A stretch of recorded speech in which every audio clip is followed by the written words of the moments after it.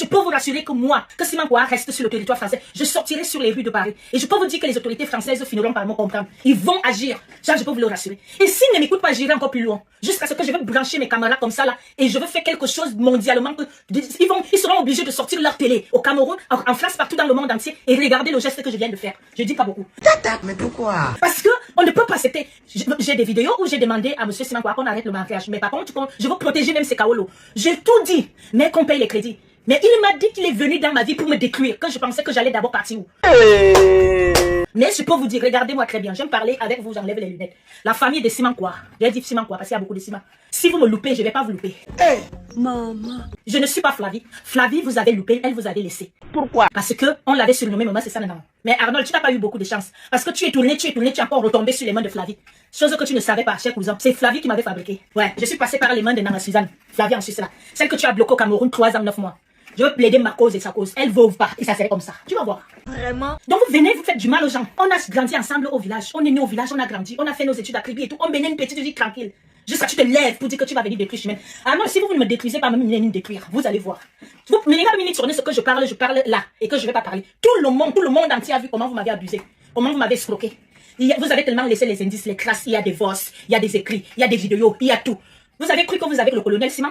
Vous avez cru que vous avez acheté Caroline, que vous avez acheté des membres de ma famille. Mais la seule chose que vous n'avez pas su, c'est que je suis l'enfant de Dieu. Arnold, si tu dis la vérité, même quand je rêvais que tu es en train de me faire mal, vous pouvez faire un plan jusqu'à je le rêve, je sais exactement ce que vous voulez faire. Parce que moi, j'ai un discernement. Tu n'as pas su que toutes les personnes que tu pensais qui vont t'aider à m'atteindre, ma petite soeur, les membres de ma famille, tu ne savais pas que j'allais voir ça et que personne ne pourra m'atteindre. Moi, voilà aujourd'hui, regarde-moi. Pourquoi? Regardez, tu es parti dire que je suis fini, tu as cru que tu m'as fini, tu vas me finir. C'est moi, je t'ai fabriqué.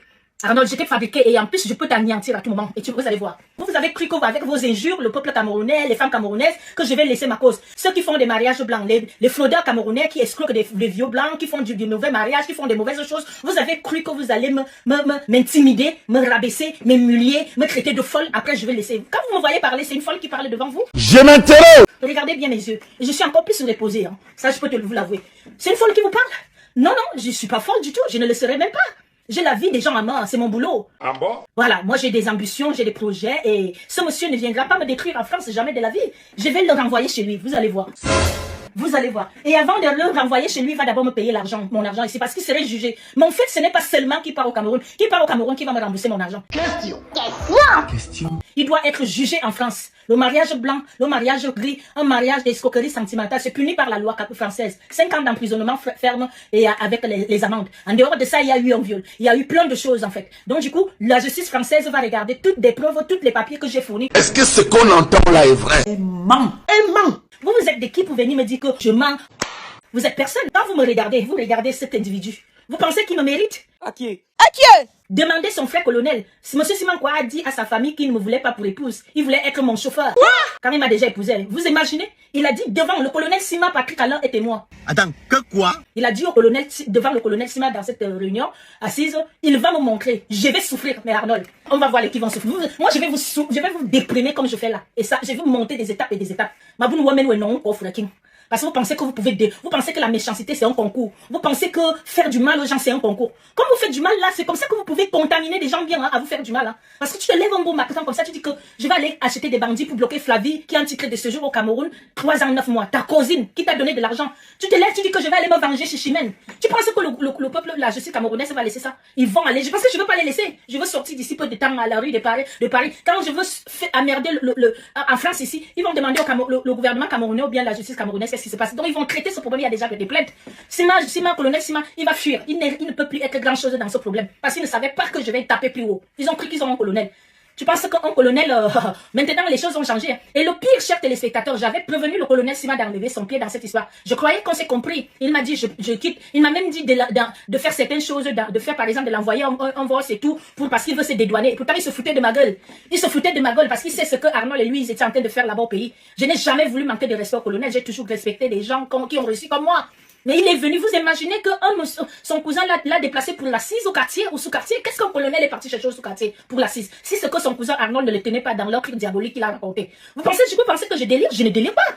Je raconte ce qui est vrai. Si Simon est un homme, si le colonel est un homme, il n'a qu'à venir dire que je mens, ce que je vais sortir des enregistrements, ce que je lui reproche. Ou bien, j'aimerais qu'il vienne se dédouaner ouvertement, en fait. Voilà. Vous pensez que je vais lâcher? Je ne vais pas lâcher. Parce que des choses comme ça, tu l'as, c'est ça qui te touche, qui te tue. Vous pensez que je vais travailler toute ma vie, toute mon existence pour les ciments et ils vont venir comme ça détruire ma vie et ils vont partir. Si Ciment quoi, Joseph Arnold reste en France, vous allez enlever mon nom. Vous allez enlever mon nom. Ça va se passer devant vous, devant le monde entier en direct. Il ne peut pas rester dans ce pays. On se calme, on se calme. Vous pensez que je suis folle? Je suis pas folle. Hein? Regardez, j'y vais même très bien, je dors bien. Mais je suis décisif, déterminé, battante. C'est un combat jusqu'à la gare. Voilà. Vous savez, j'ai perdu mon père quand j'avais 10 ans. Et mon papa, si mon père était là, je pense que j'allais laisser parce que mon père était tout. Il réglait tous nos problèmes. Mais si je laisse, qui c'est qui va régler mon problème? Je n'ai personne sur terre. Je n'ai plus personne. Mon père était un lion. Il était tout pour moi. Tu frappais l'enfant de mon papa, il venait chez vous, il t'arrêtait, te frappait devant tes parents. Il avait 1m92, mon papa. Vous voyez? Donc du coup, j'étais toujours protégée jusqu'à un beau jour comme ça là. Mon papa est parti. Après, quelqu'un va venir comme ça là pour venir prendre tout ce que j'ai travaillé toute ma vie et il va se sauver. C'est ma tête qui va partir. Ça, je peux vous le rassurer. Je peux vous le rassurer. Je ne vais jamais laisser. Et je suis très loin d'être timbré. Vous me voyez tous les jours, je fais mes vidéos. Regardez, je change même. Je vais très bien. Hein. Je dors. Voilà, je dors. Mes trucs sont faits en France. On prend soin de moi. Voilà. La vérité, c'est celle-là. Keita. Il faut debout. Je m'en vais. La vie, c'est versi, versa. C'est tout. C'est tout. C'est fini. Merci. Ils vont start à Caron. Merci. Ferme-moi. On a fait son fermement. C'est tous.